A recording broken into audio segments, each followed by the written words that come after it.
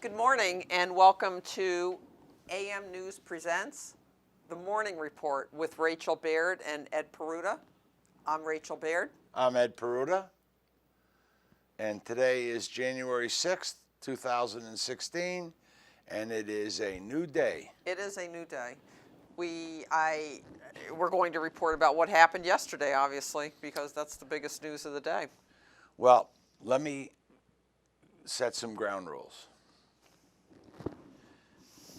Up until yesterday at approximately 4:35, 4:40, we had been vigorously discussing access to the courts by American News and the issues in the Litchfield Superior Court. Those issues, I believe, resolved themselves yesterday with a written decision from Judge John Danaher, granting American News the ability to videotape the Patel trial. And I appreciate what happened yesterday in court. Well, yesterday was a victory for the people and the right to access the courts. A victory for people who will not be able to sit in the courtroom, which only has 35 seats. People who will not be able to travel to the courtroom, even if they got there in time to get a seat. People who will be able to see what happens in a trial in a superior courthouse in the state of Connecticut in Litchfield County. Something that most people, I dare say, have never had the opportunity to do or believe they never had the opportunity to do and have not done. There are people that I talk to that have no idea that you can go into a courthouse and watch a trial.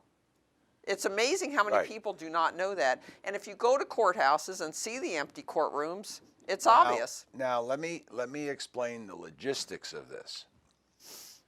The chief deputy clerk, in behalf of Judge Danaher,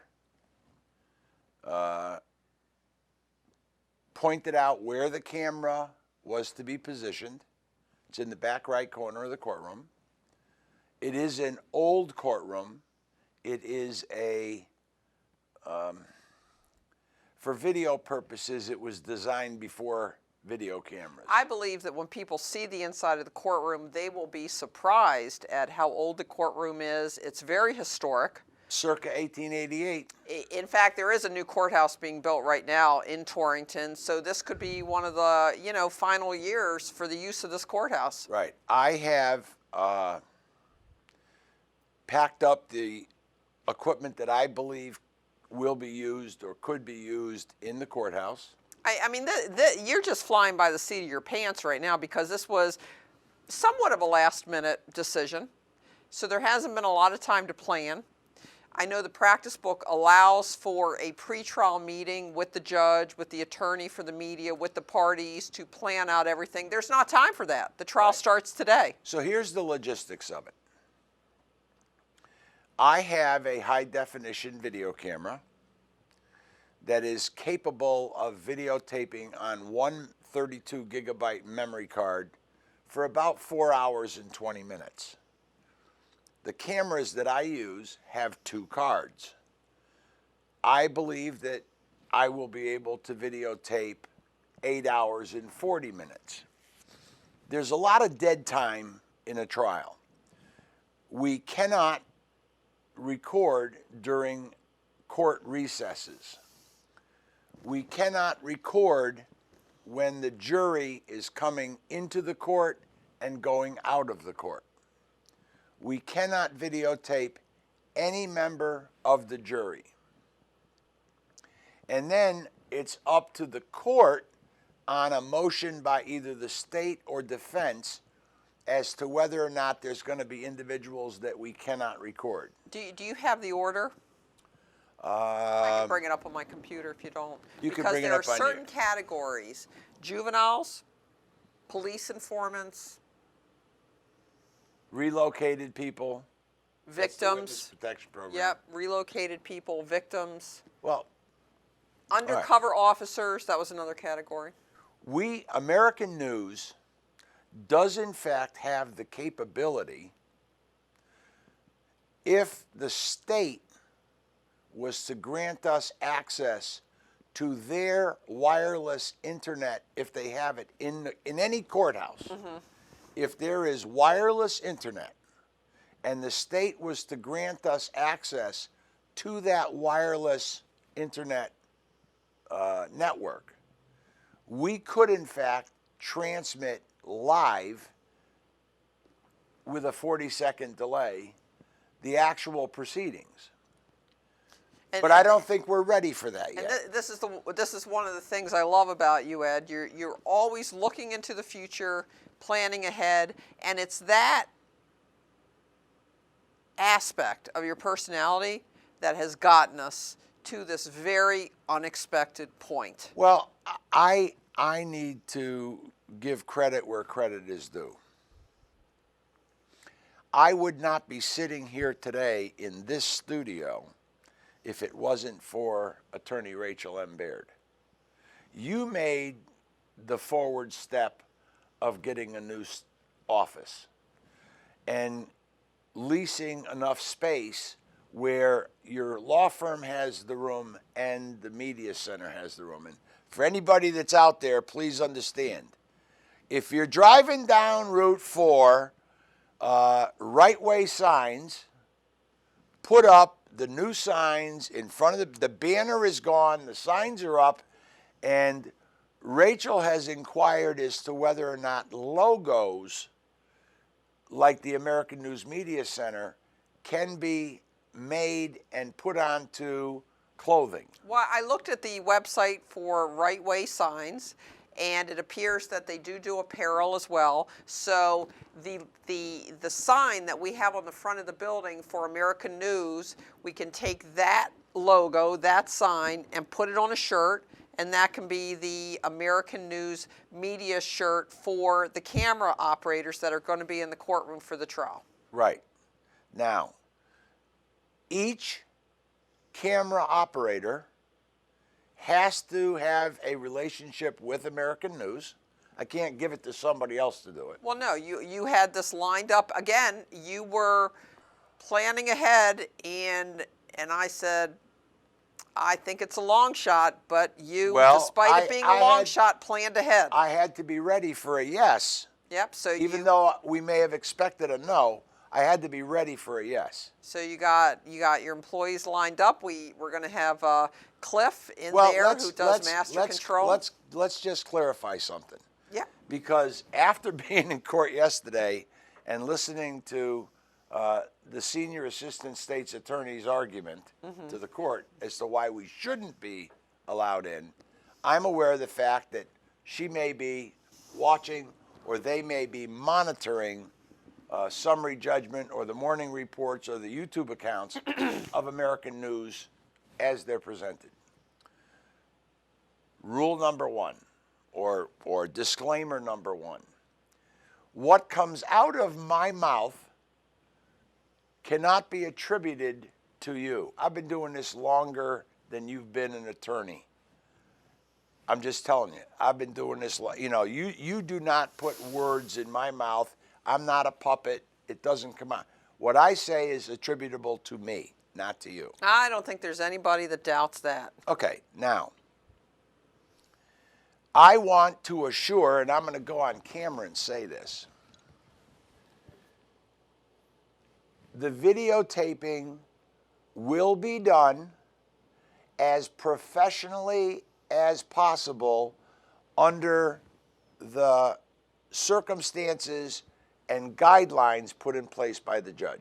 There's no doubt that there are going to be glitches because I don't believe this has ever been done in the Litchfield Courthouse. It's a new thing for everybody, but the important part is that we present a professional image with respect to the court, with respect to the process. Exactly. Because we are, when you're in the courtroom, part of the process. Exactly. Now, when I had a group of camera people shooting fires and accidents, I had a saying, and it went like this. Our job is to go out there and to document what is happening. Don't open your mouth while you're shooting on the camera. Capture natural sound and keep your mouth shut. And when we deliver the tape to Channel 8, Channel 3, Channel 30, Channel 61, or whoever, you don't walk in and say, hey, look what they did wrong. Our job was not to editorialize or to criticize. Our job was to capture the moment, deliver the raw footage, and let the news desks decide what to use, what not to use, what to highlight, what to emphasize. It wasn't up to us. We're in a little bit of a different situation here. We're going to go in, and I am going to capture as much gavel-to-gavel coverage as I can. Well, obviously, it's not live. Obviously, our video clips will go on to YouTube. It may not be 8 hours today, because some of it, we have to make a decision. Is this really important? We're going to have to condense it down, because what we have to do is upload video clips to YouTube. And I don't know, I mean, Cliff's in Master Control. He probably knows this technical stuff better than me. How long would it take to upload 8 hours to YouTube? Well, let me tell you, just for scheduling wise, court starts at 10. There's a lunch break from 1 to 2, and you close at 5. And there's a break at 11. Well, let's just count those hours, though. From 9 to 1 is what? 4 hours? 4 hours. And then from 2 to 5 is 3. 3. So that's 7 hours. So you're not going to have any more than 7 hours in one day. And like you say, there's going to be at least 2 15-minute breaks, probably more. But let's be cautious. So that takes another half hour off. So that's 6.5 hours. The most you're going to have in a day is 6.5 hours. And there's going to be... Although, I think the judge said they start at 9:30 this morning. Some judges start at 9:30. There's also, when there's a question of law or procedure, the jury is excused. And then those arguments are made outside of the jury, and then the jury's brought back in. But you record that. There's no prohibition on recording that. We can record it. That could be very interesting. We can't zoom in on paperwork on a defense or prosecution table. Why? You wouldn't want to do We're not that. permitted, and I know that there's people listening to this, we are not permitted to videotape sidebars, you know, because somebody could be reading lips and know what was being said. Okay. And I want to assure... So what do you do? Do you shut the camera off during a sidebar? Literally shut it off. You Okay. would not turn the power off. There's a record button on mine. There's a thumb button on the back and a push button on the top. Mm-hmm.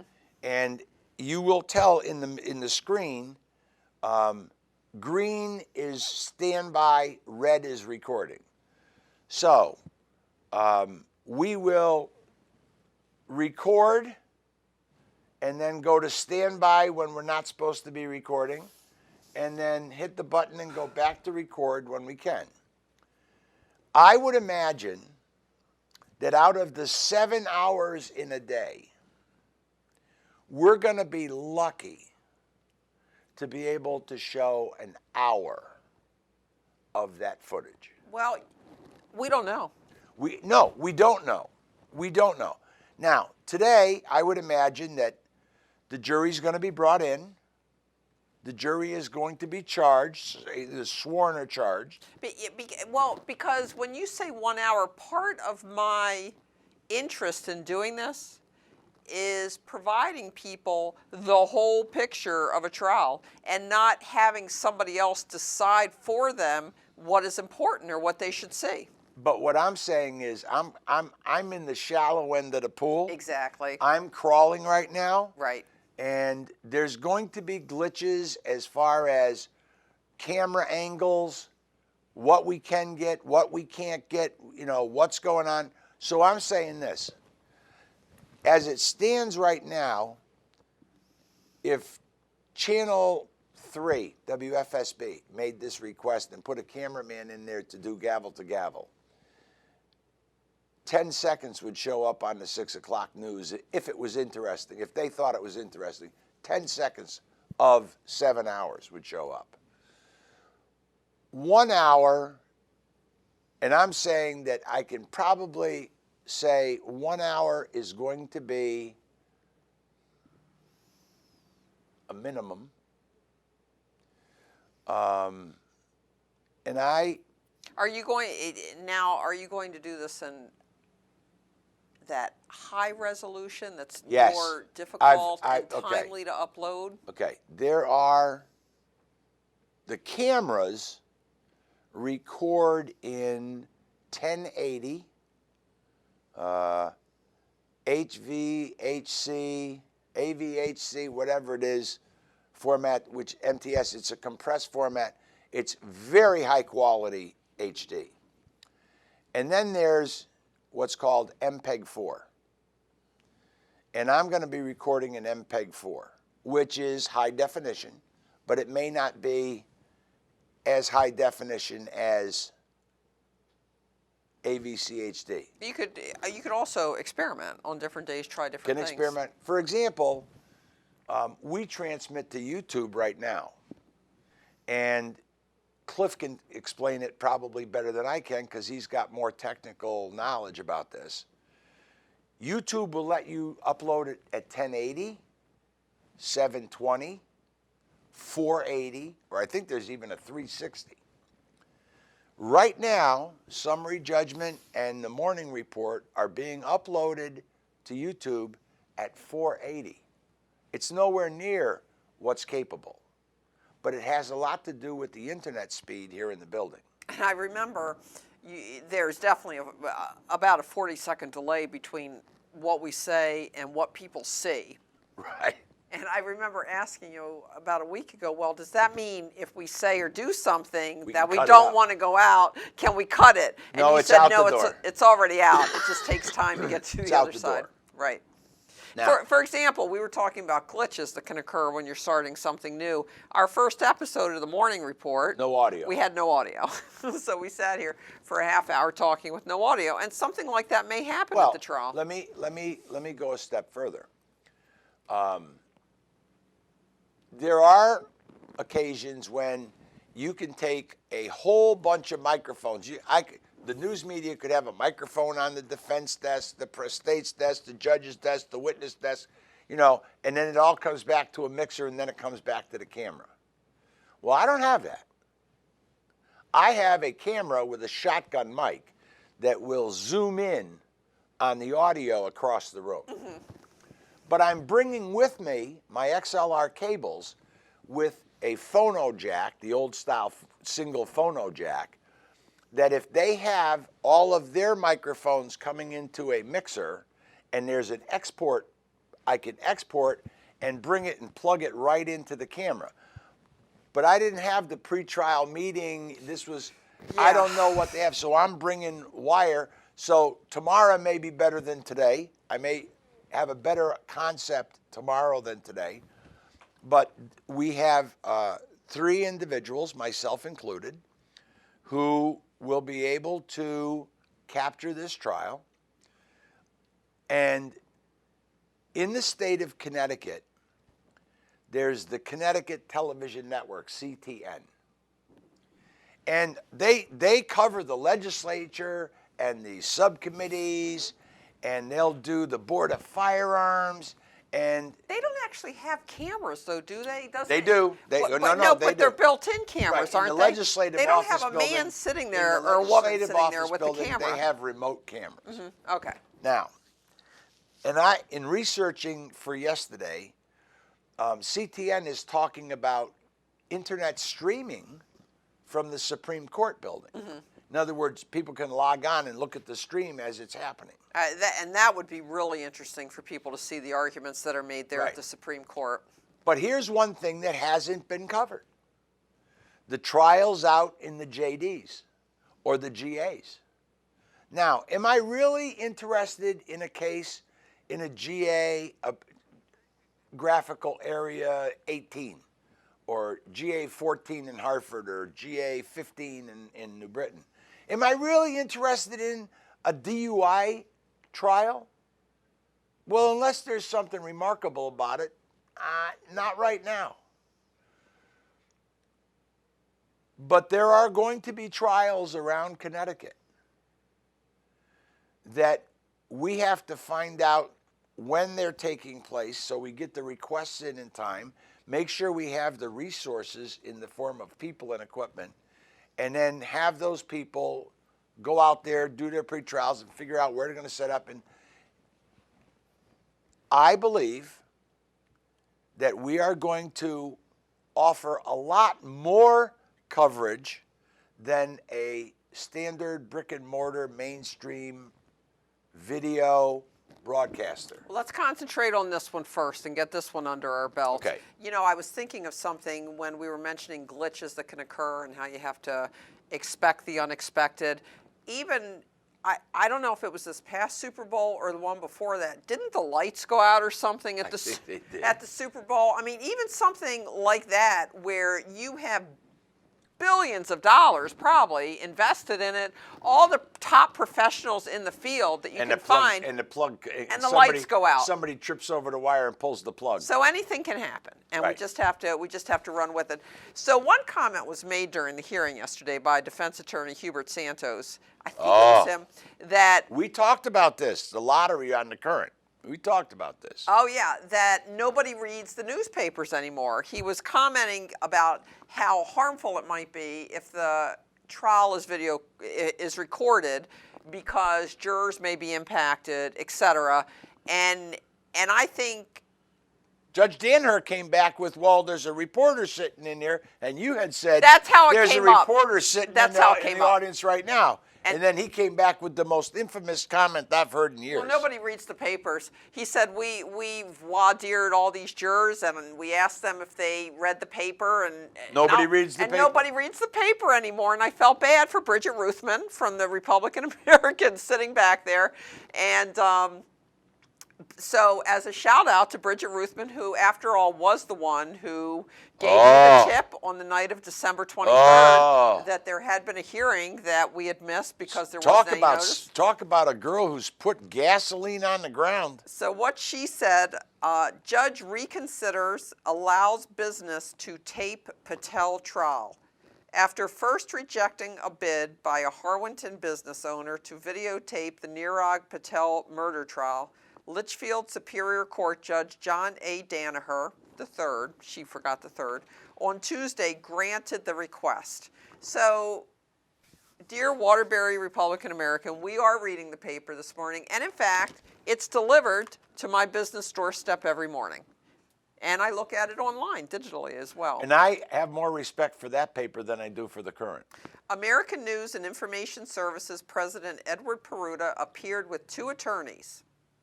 And the other attorney was William Beckert from the law firm of Jane Chill and Beckert in Plainville. And Bill was great. He gave us moral support the entire day. He was there for you. He was your personal attorney hand. yesterday. That's right, in case anything came up. And we appreciate his help. Attorney Rachel Baird, arguing on behalf of the business, said the public's right to know exists in the courtroom with certain exceptions which haven't been met in a murder case. And for those of you who want the whole story, please buy a copy of the Republican American. I need to say something. But let me Go ahead. Gallo, the prosecutor, said American News, which is recognized by Chief Court Administrator Patrick L. Carroll's office as a news organization, lacks the credibility of a legitimate news service and doesn't have a chain of command. She said its daytime broadcast summary judgment is replete with disgusting comments regarding the justice system. Fair enough. Fair enough. She has the right to say that. Fair enough. Fair enough. If slanderous comments are made, there is nobody to go to say correct this. And you know what? No, something just crossed my mind. Is she saying that when media organizations that are traditional, such as NBC, CBS, say something that the government doesn't like, then she or the state have the ability to go to those media organizations and say, fix this? Because that's something we've argued all along, that that's the problem with the mainstream media, that they are not willing to come out and speak candidly about the process. And is it because they're being told by the state when they say anything out of line, fix this, or maybe we're not going to talk to you anymore, or you're not going to have access to information? I just realized that impact of that statement. I just realized that. I need to say a couple of things. One, when a reporter like Bridget Ruthman writes her story, she writes the small print. It then goes to, I guess, a copy desk or some desk, and somebody puts a headline to it. Usually it's not the reporter who puts the bold print above the story. It's somebody else. They're finding it hard to call me the media. She's calling you a business. They're saying that I'm a business. A business. Well, let me just tell you a funny story. In front of Judge Underhill, when I was using the F word and doing everything, he had to watch 2 videotapes, and I knew I was going to end up in court. And Judge Underhill's a federal court judge. Right. And my argument when I was on public access was this. Cox Communication could sell pornography, not obscenity, pornography for a fee. And it was okay with them. But when somebody like me offered to give it away for free, they were pissed. Now, what I'm saying is this. I would hope that the American News Media Center will be a revenue even or a revenue positive operation. I have no problem saying that. But we are going to be a more pure media outlet because we're not going to buckle down and take a handout from government.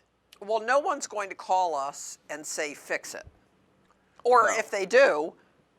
Well, you may be surprised in the future, Rachel. If we become known as champions of the people, of telling the truth, of doing the research, and not worrying about being politically correct when we talk about it. Or presenting a view, as in this case, into what happens in a courtroom so people can determine what they think about the court system for themselves. That's even more important. It's like jumping into a time. It's like jumping into a time machine and having arguments you've had in the past. I want to close today with a section of a case that I read yesterday in court. You could hear a pin drop. And you said that you could hear a pin drop, and I felt the momentum, the gravity of the moment when I read it. That was the sealing moment.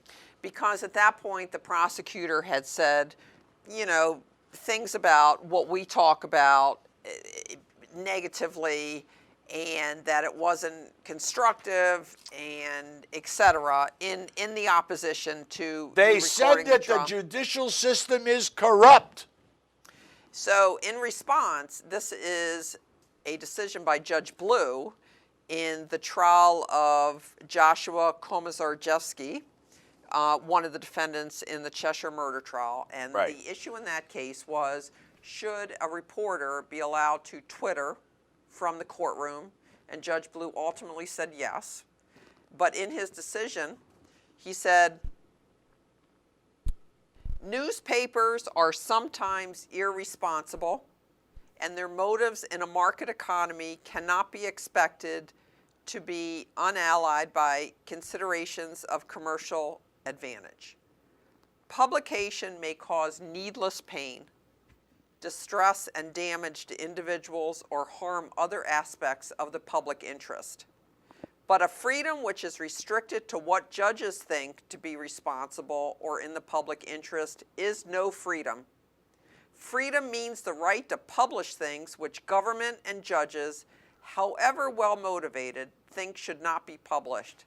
It means the right to say things which right-thinking people regard as dangerous or irresponsible. Couldn't have said it better. And it fit perfectly into the arguments being made leading up to yesterday. Because those were exactly the objections. Goodbye.